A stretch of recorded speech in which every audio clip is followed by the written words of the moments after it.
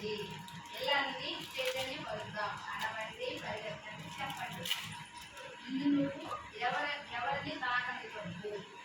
పెదాలు, వక్షస్థలం, కాళ్ళ మధ్య పిడుగులు ఎవరైనా తాకితే ఈ విధంగా చేయండి. అంటే అరవండి, పరిగెత్తండి, చెప్పండి.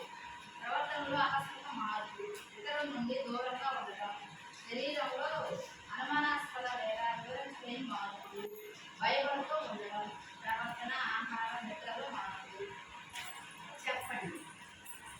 శరీర భాగాన్ని ఎవరైనా తాగితే లేదా ఇతరుల ప్రవర్తన మీకు అసౌకర్యంగా ఉంటే మీ తల్లిదండ్రులకు లేదా పెద్దలకు చెప్పండి.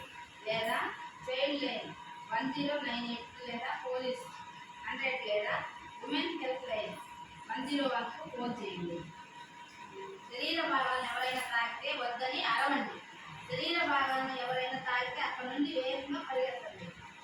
మీ ఫిర్యాదు ఇందులో వేయండి. ఫిర్యాదు